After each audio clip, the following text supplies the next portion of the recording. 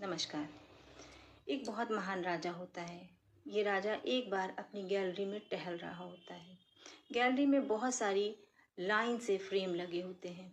इस फ्रेम में उसके पूर्वजों की तस्वीरें होती हैं जो बहुत महान योद्धा रह चुके होते हैं। जो आखिरी फ्रेम होती है वो खाली होती है क्योंकि उस फ्रेम में इस राजा की खुद की फ़ोटो लगनी होती है। ये राजा बहुत चिंता में होता है कि इसके मरने के बाद ना जाने इस फ्रेम में कैसी फ़ोटो लगेगी। राजा जीते जी इस फ्रेम में अपनी फ़ोटो लगाना चाहता है क्योंकि एक युद्ध में ये राजा अपना एक पैर और अपनी एक आँख खो चुका होता है। राजा तुरंत अपने मंत्री को बुलाता है और अपने राज्य में घोषणा करवाता है कि उसके राज्य के और आसपास के जितने भी कुशल कलाकार हैं वो महल में एकत्रित हों। मंत्री के कहने के बाद जितने भी कलाकार होते हैं सभी महल में एकत्रित हो जाते हैं। राजा उन सबको बुला करके कहता है कि मुझे अपनी पोर्ट्रेट बनानी है।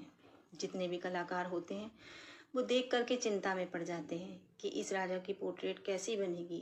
अगर मैंने पोर्ट्रेट में इसको इसकी सच्चाई बता दी तो ये राजा जरूर मुझसे गुस्सा हो जाएगा और मुझे सजा सुना देगा।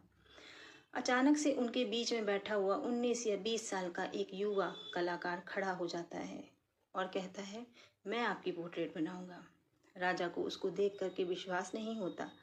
राजा कहता है, क्या तुम वास्तव में मेरी फोटो बना पाओगे जो इस फ्रेम में लग पाए?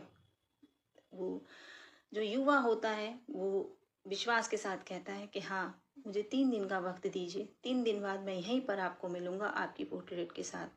राजा उसको आदेश दे देता है और 3 दिन के बाद पोर्ट्रेट के साथ मिलने को कहता है। 3 दिन बीत जाते हैं। 3 दिन के बाद फिर वही सभा का आयोजन होता है। बीच में पोर्ट्रेट खड़ी होती है। पोर्ट्रेट के पास वो नवयुवक खड़ा होता है। सामने गद्दी पर राजा बैठे होते हैं। चारों तरफ मंत्रीगण बैठे होते हैं और जितने और कलाकार होते हैं वो भी बैठे होते हैं। सब डर रहे होते हैं कि इस बच्चे ने कैसी तस्वीर बनाई होगी। पक्का आज राजा इसको सजा सुनाएगा। राजा आदेश देता है कि जो फोटो है उससे पर्दा हटाया जाए। जैसे ही बच्चा उस फोटो से पर्दा उठाता है राजा उठ के खड़े हो जाते हैं।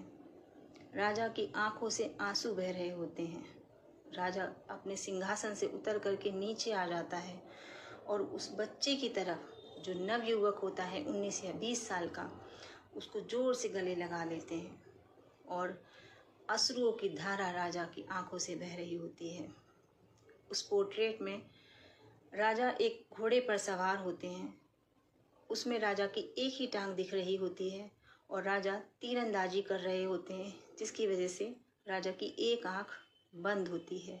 सामने बहुत सारे सैनिक होते हैं जिनको राजा तीरों के बाढ़ से मार रहे होते हैं।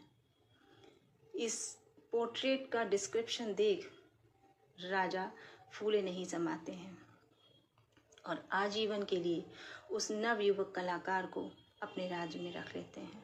इस कहानी का सार ये कहता है कि कभी भी किसी के कद को देखकर या उसकी शक्ल को देख करके उसके ज्ञान का, उसकी निपुणता का अंदाज़ा नहीं लगाया जा सकता।